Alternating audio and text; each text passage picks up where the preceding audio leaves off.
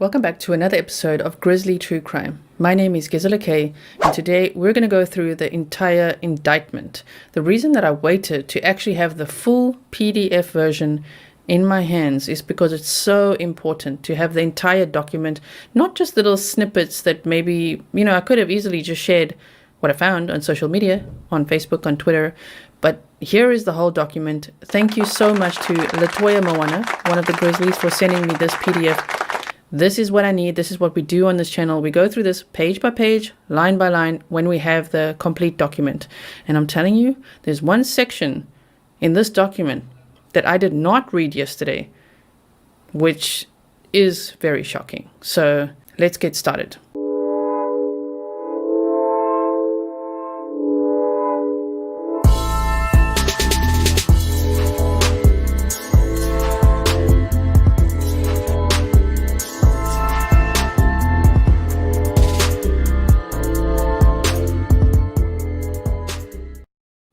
Thank you so much for joining me here today. If you are new here, welcome to the Grizzly community. Over here, we show tremendous empathy towards victims of crime as well as to their family members. In this case, this is the case of Sincere and Classic Pettis, and we call them by their biological names because the monsters who adopted them and allegedly, at this point it's still allegedly, murdered them and were so cruel to them were the ones that gave them the names Orrin and Orson West. Now I know that that's their legal name. So in legal documents like the one we're going to look at today, they are referred to as Orrin and Orson West. I'm very aware of that. But out of respect for the families, out of respect for the victims, I would love to call them by their real names. And thank you so much to everyone who has left comments. Welcome if you are family members of the victims, which I suspect some people are.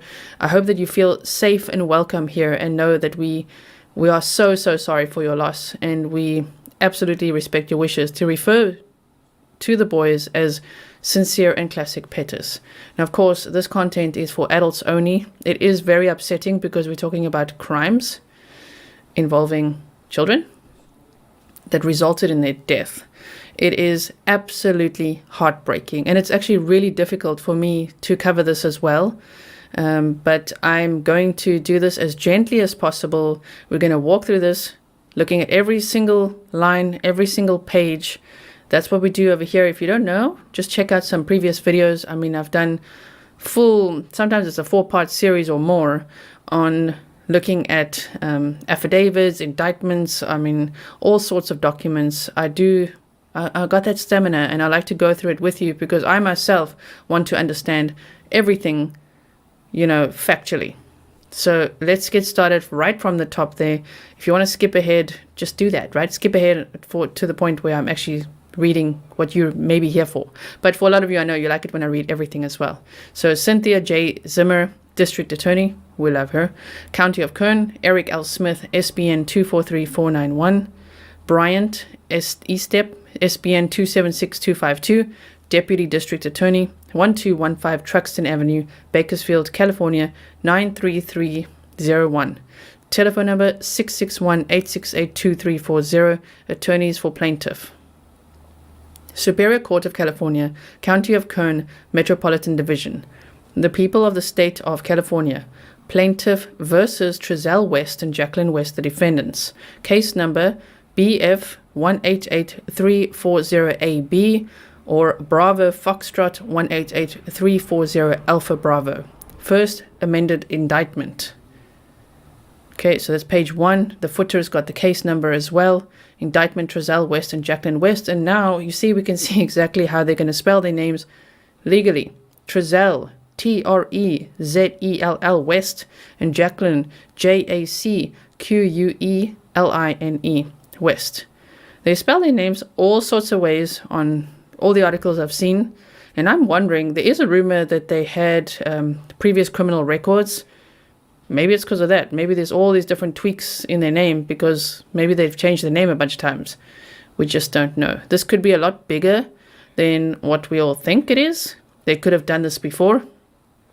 I just wonder. The one question that I have in my mind, well, there's a lot of questions, but one of them that continues to bug me is, so if they murdered these boys in September of 2020, which we're going to get to now, what were they doing for the 3 months You know what I mean? Like, why wait 3 months, move kind of off the grid, okay, to Cal City, to where they were. They said that they wanted to move off grid. Okay, why move there and then wait until December 21st to be like, oh my word, they're missing, and then fabricate that whole thing? Like, what triggered that? If they had just kept quiet, that's my question. It's a scary question. But if they had just kept quiet, would they have been caught? Would they? And if so, why? Was someone else starting to talk? Someone that maybe witnessed this crime? Extended family members? Because we know that Trezell was threatening people left and right. There were 50 or so witnesses from what I read that came forward eventually, and they must have been extremely courageous because, yes, I believe they were being threatened to the max. So I wonder if they realized, oh my word, people are starting to talk, they're gonna say something, they're realizing the boys are gone, or whatever it is. And now it's right before Christmas, so how are they gonna hide that these two boys are no longer with them? So they came up with this plan. I don't know.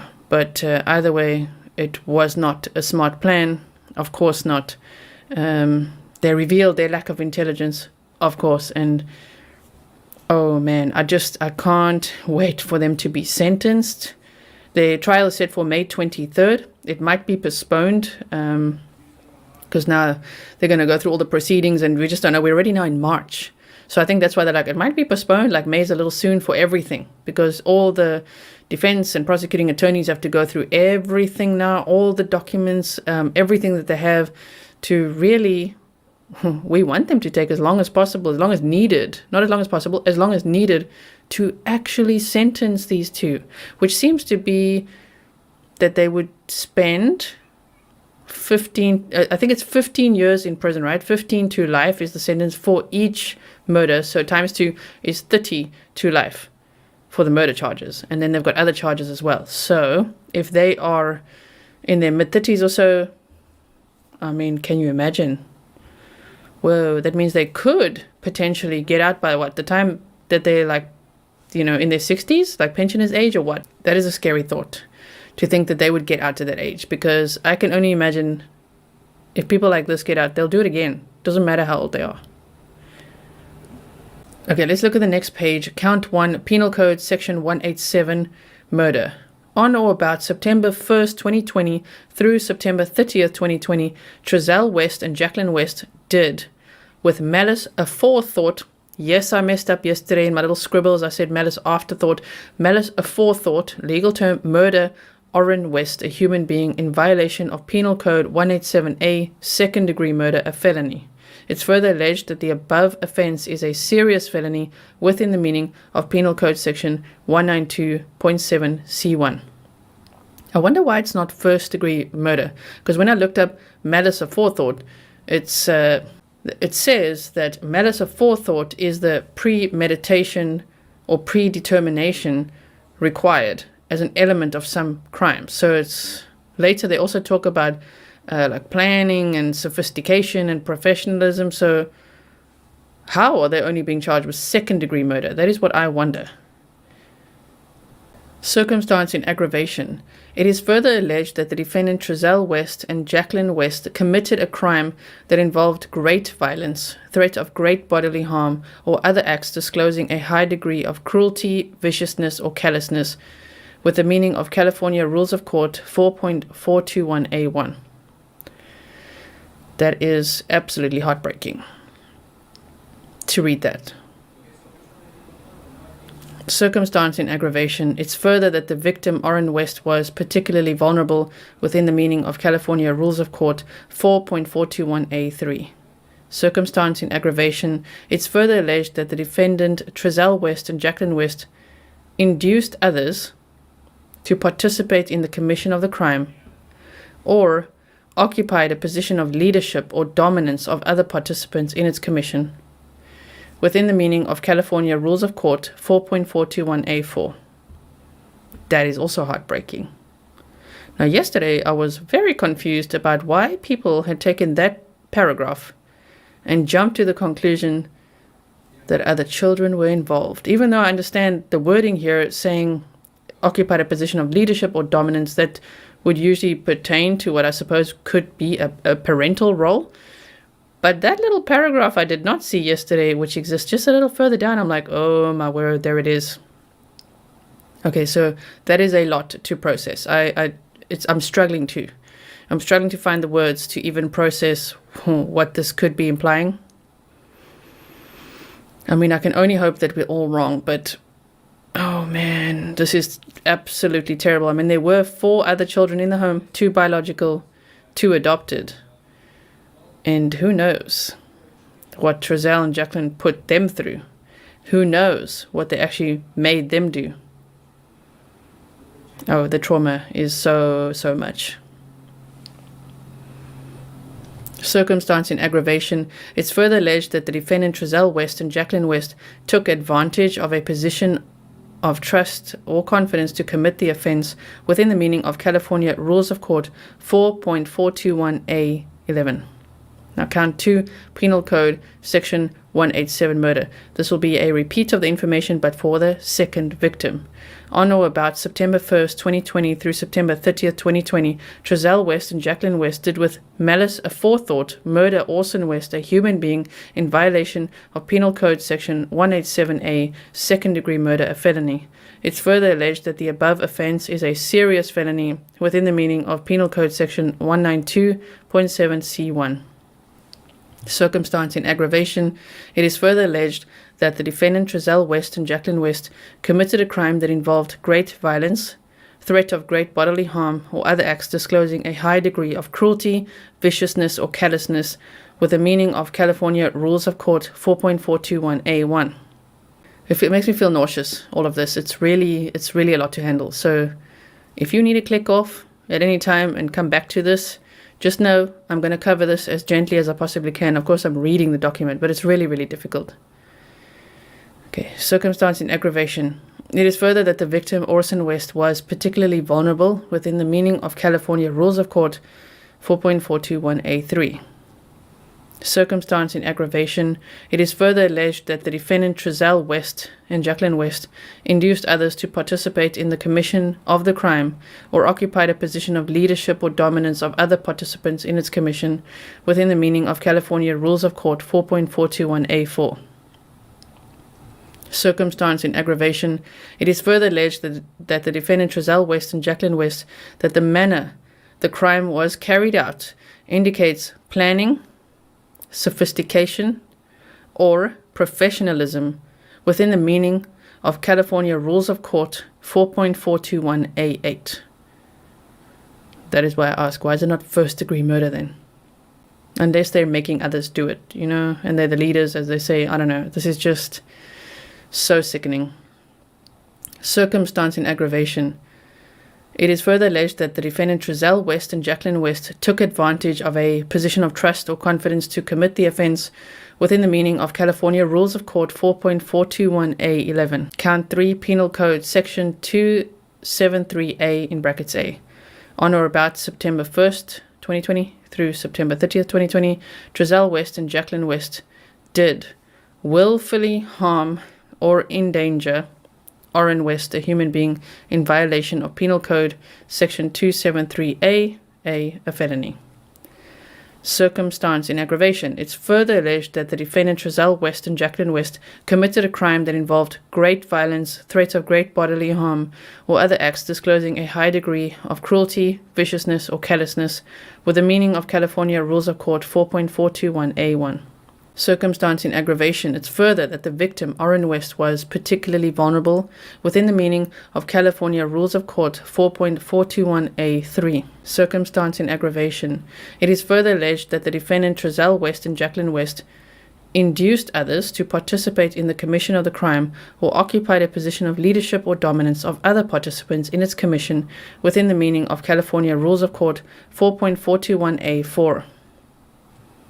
Circumstance in aggravation. It's further alleged that the defendant Trezell West and Jacqueline West, and here we go, induced a minor to commit or assist in the commission of the crime within the meaning of California Rules of Court 4.421A5. Here they say induced a minor. Now I don't want to just focus on that, but are they implying one minor? induced a minor, because they're not saying induced a minor / minors. We don't know how old the other children are. Well, I don't know. Do you know? I have no idea. I just know there's 2 biological children and there's 2 other adopted children. And what I've heard somewhere or read somewhere is that the 2 eldest children are around the age of 15 or 16, something like that. So to think that they could have involved one or more of these children, or any minor for that matter. It might not actually be any of their children. It might be, ooh, man, this is just, whew. Okay, this is a lot. Circumstance in aggravation. It's further alleged that the defendant Trezell West and Jacqueline West threatened witnesses, unlawfully prevented or dissuaded witnesses from testifying, suborned perjury, or in any way illegal interfered with the judicial process within the meaning of California Rules of Court 4.421A6. See, they made everyone afraid to actually talk. And that is maybe why they came up with this whole plan, because they realized, oh man, people are going to talk. Someone's going to bust us. Again, not a smart plan. And you've made the whole world, I want to say, hate you even more than we ever thought possible. I know some people believe that hate's a strong word. If you ever say like, I really hate these people, people say hate is a very strong word and we shouldn't hold hate in our heart and whatever. But I hate them, okay? I hate them. Circumstance in aggravation. It's further alleged that the defendant Trezell West and Jacqueline West took advantage of a position of trust or confidence to commit the offense within the meaning of California Rules of Court 4.421A11. I mean, what if they were also threatening the children who might have witnessed or been involved in, under their rule, what happened? Wow. Count 4, Penal Code Section 273A. On or about September 1st, 2020 through September 30th, 2020, Trezell West and Jacqueline West did willfully harm or endanger Orson West, a human being, in violation of Penal Code Section 273A, a felony. Circumstance in aggravation. It's further alleged that the defendant Trezell West and Jacqueline West committed a crime that involved great violence, threats of great bodily harm, or other acts disclosing a high degree of cruelty, viciousness, or callousness with the meaning of California Rules of Court 4.421A1. Circumstance in aggravation. It's further that the victim, Orson West, was particularly vulnerable within the meaning of California Rules of Court 4.421A3. Circumstance in aggravation. It's further alleged that the defendant Trezell West and Jacqueline West, that the manner the crime was carried out indicates planning, sophistication, or professionalism within the meaning of California Rules of Court 4.421A8. Circumstance in aggravation. It's further alleged that the defendant Trezell West and Jacqueline West took advantage of a position of trust or confidence to commit the offense within the meaning of California Rules of Court 4.421A11. And count 5, Penal Code Section 148.3A. On or about December 21st, 2020, Trezell West and Jacqueline West did falsely report an emergency in violation of Penal Code Section 148.3, a misdemeanor. So that whole interview we saw, and it was cold. It's getting firewood. They're playing outside with chalk. The whole thing was a lie. I'm sure there's some truth in the words that they chose to use, like maybe the dog being named Chalk. I mean, there's quite a few people that commented on my previous video and said, yeah, the dog was named Chalk. So I don't know, again, if those are family members or people in the area that actually know that. It seems like it, but it seems like the dog was named Chalk. I mean, one commented, yeah, the dog's name was Chalk, and it's CHAULK, Chalk. So it's kind of like taking little elements of truth and really weaving quite the lie on that day, huh? And that is the end of the indictment. Now, I just want to show you two clips. Meantime, the case of Orrin Orson West has prompted the birth mother of two unrelated children in Kern County's foster care system to step forward with concerns of her own. 17's Robert Price spoke to the parents of two other boys who they say are lost in the system. With the adoptive parents of young Orrin and Orson West now accused of their murder, Another set of parents whose children were put in the care of the same people are asking, what about their sons? Virginia Williams says she has not seen her sons, Guillermo and Eleuterio Parra, ages 8 and 10, for 5 years. And at some point, she says, they were placed in the foster care of Trezell and Jacqueline West. That's the couple charged Wednesday in the alleged murders of Orrin and Orson, ages 4 and 3, after more than a year of investigation that included combing the desert around the West's home in California City. By that time, DA Cynthia Zimmer says Orrin and Orson had already been dead for 3 months, which leaves Virginia Williams in anguish. Where are her boys? She and Israel Munoz, the boy's stepfather, say Kern County Child Protective Services isn't giving them any answers. We don't know where they are. I'm asking for proof of life. Proof of life, a phrase usually associated with kidnapping. Williams says a court official told her in confidence that her son's initial foster care placement was with Trezell and Jacqueline West, and that scares her. Been there 6 years now. They were adopted all out in 2018 to the West. And then from there, I've seen and heard nothing from them. Kern County Human Services tells 17 News they can't comment on any aspect of Williams' story. Munoz says the whole system is unfair. It's breathtaking, but that's how CPS does things. CPS will come in your house, they break up families, they don't need to be broken up. Yeah. And then they give these kids away like they're puppies. I mean, where's our constitutional rights? Williams says the situation is part of a bigger issue, helplessness born of multi-generational incarceration. She says she was raised as a ward of the Los Angeles County court system from the age of 2. She has been to prison herself, and she says one of her sons, raised largely in foster care, has developmental issues that she fears will impact his life. And the chain continues. My father and my mother went to jail for murder. And I've lived with my grandma. Being that I am awarded to the court, every child that I have, by law, they have the right to take. Because I am a state baby, and this is the flaw that we should fix today. Because just because we are victims and we had no mothers, that should not hold above our head. Guillermo and Eleuterio Parra, where are you? It's a simple question their birth mother would like an answer to. Now, let me know what you think about that.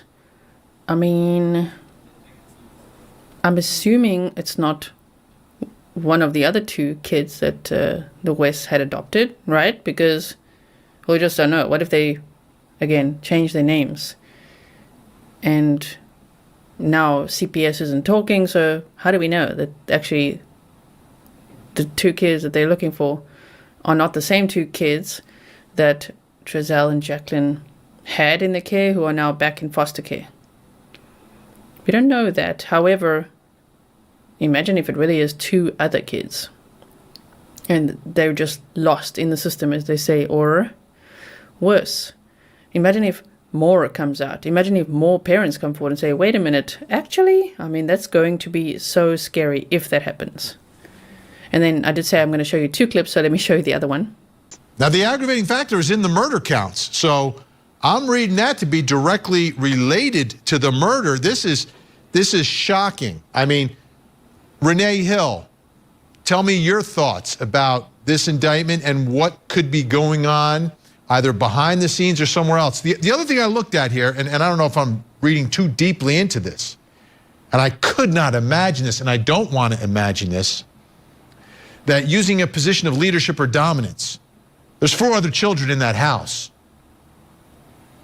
I can't imagine, Renee Hill, that these parents somehow made these other kids take part in the murder of their little brothers.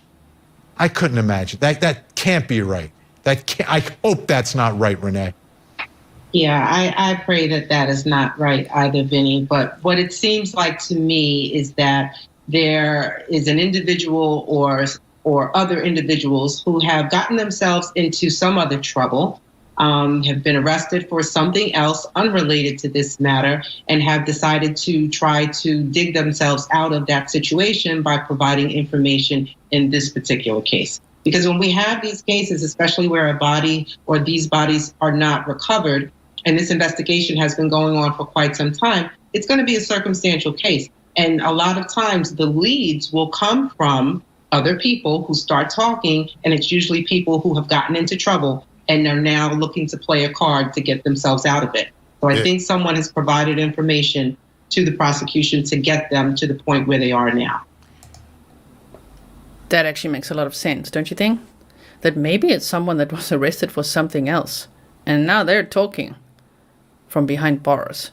I mean, that combined with the other possibly physical evidence they have, meaning maybe video footage, maybe they've got forensic evidence, we don't know, even though they haven't found the bodies. Maybe they've found evidence that the two boys were murdered at the house in Bakersfield. Maybe. So that actually makes a lot of sense to me as well. What do you think? Well, thank you so much for being here with me as we walk through the full 6-page indictment in the West case. I really appreciate you being here. It also feels like at least you're here with me too as we read through these things, because it's very, very difficult to face these cases. If you like the way that I cover true crime, please do give this video a thumbs up. If you are not yet subscribed, and if you watch my videos quite regularly, it would be a great help if you did subscribe, and if you also click on the little bell so that you know when I'm next uploading. I thank you for being here. If you want to get yourself some Grizzly merch, that is available in the link below. I also have merch that often is for fundraising or campaigns and things like that. So check that out on my merch store. And deep breaths, everyone. I hope that you're okay. Please look after yourselves, look after your families, be mindful of all those red flags. And if you made it all the way to the end of the video, thank you so much for watching the whole video. I really appreciate you, and I will see you in the next one.